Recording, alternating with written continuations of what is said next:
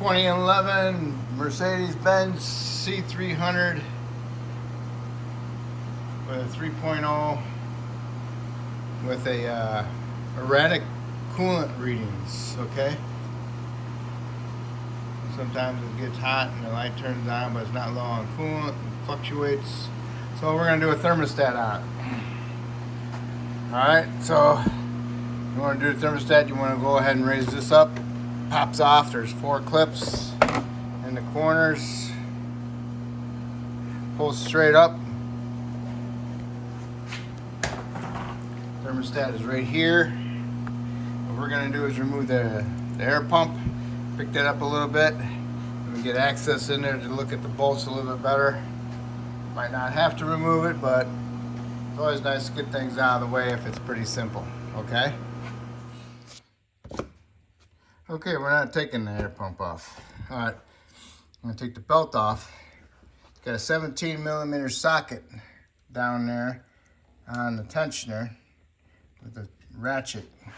And I'm gonna push down, releases the tension, and then I can take my belt off so I get access to right here. Okay, the belt is off. Now I need to do is take this idler off. This is an E40 inverted Torx. Need to get that idler off because behind it is a bolt. That one, not that one. There's one right there. Get that one and the one up here, and you can get the thermostat loose. So I need to get that idler pulley out of the way. Okay, you have thermostat bolt, which is an E10. I got mine in a quarter-inch drive, which worked out good because the 3/8 one won't fit in there. And if you don't have the 3/4-inch drive one, then you'll have to unbolt your air pump, which is a bolt there. And you have to remove this bracket. There's 3 bolts holding that bracket on, and then there's a bolt below the bracket. And then you can unbolt this thing and get it loose if you do not have the quarter-inch drive one, all right? So I got this one loose. Now I'm gonna go do this one down there. All right, my bottom bolt is it turned a little bit, then it gets rock solid tight. And I can only turn it back and forth a little bit, so I spray some penetrant in there. And I still isn't soaking in yet. It's got a sensor on it. So I lift it up on the tab. Lift it up on that tab. Right here, that tab, and I can pull the connector off, okay? So now I'm gonna get this out of the way, and I'm gonna see if I can get my MAP gas in there to heat that up without melting my sensor connector. I get it out of the way. I've tried propane, butane, didn't hurt. Now it helps, so now I got my electromagnetic heater in there. Took about 5 minutes to get this far. Just finally heating it up.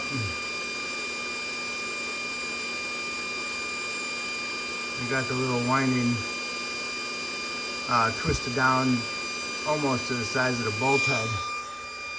You know, and I got sitting around it. So just gonna sit on it for a little bit. And hopefully it gets that head nice and warmed up. And heat sink into that bolt so I can loosen the bolt up. Just gotta be patient with these things,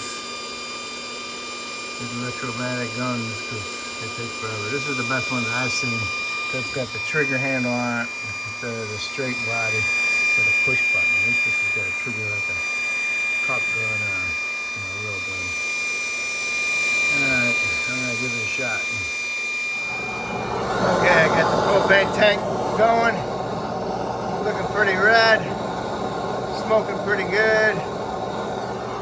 That bolt won't turn. It's like it got bad thread on the inside of it. Okay, the bolt broke anyway.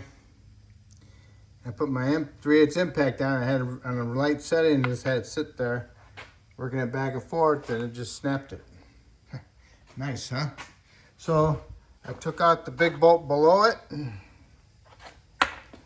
I'm gonna make this bracket like that. This is gonna go in there like so. And that's gonna go like that. And when I tighten this bolt up, it's gonna push down on that. Keep it tight. Hopefully I don't bust that bolt off in there. Be careful with that. I'll put some sealer on my gaskets both sides when I go together. I got the wrong one. Mine didn't come with this housing part on it. So I gotta get the right one. So that's what I did. That's what I'm gonna do, because I'll never be able to drill this out because this is hardened metal going into aluminum. And I'm gonna try this first. Also, upper radiator hose, this O-ring on it that goes in here is terrible. So I ordered a new hose, and I'm gonna switch the O-ring.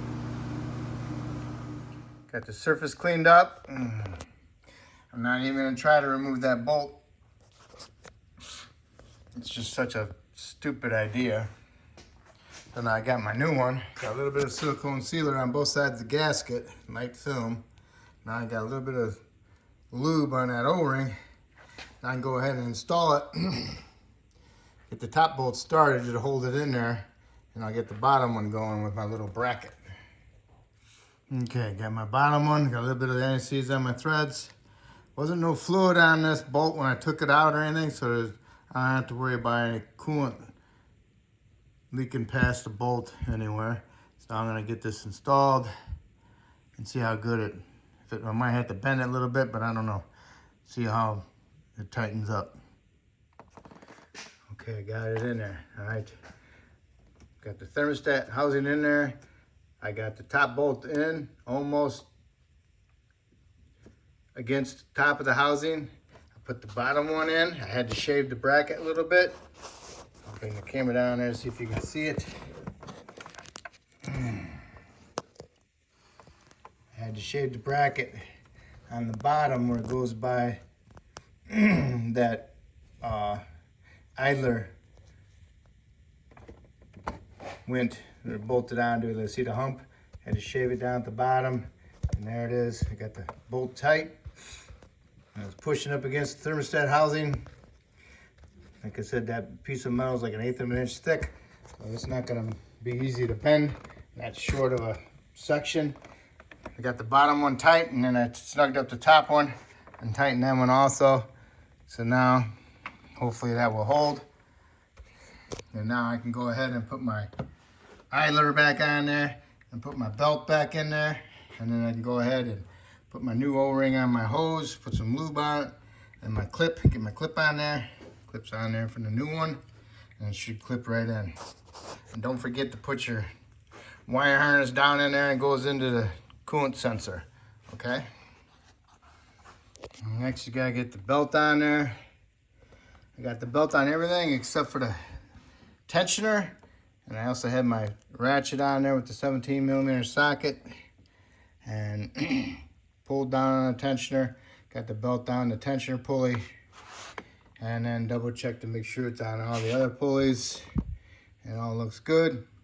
Now I can go ahead and get my hose on there and my little vacuum pump, not vacuum pump, air pump hoses that I took off. Okay, hoses pushed in. You heard the clip snapped in. Got my hoses on. Sensor plugged in. It was a little hard, so I put some lube on it and snapped right in. Give it a little tug, not coming off. Just stuff off the top. Now all I gotta do is start it up, make sure the belt's on there properly, doesn't fly off. And then I can go ahead and put some coolant in it and let it run, get it hot, make sure there's no leaks. And here we are. Okay, so once it's all hot and warmed up and the coolant's at what it should be, and it has heat inside the car, then you're all set, and there's no leaks, then you're all set, and that will complete your thermostat. Hopefully you don't have the same problem I had with that bolt breaking off. I tried my best to heat it up to loosen it. It just wasn't gonna go. So, and I got lucky with the little bracket so far. So hopefully I helped you out this video, and hopefully you can help me out by subscribing to me. And I appreciate it, and good luck, and always have fun.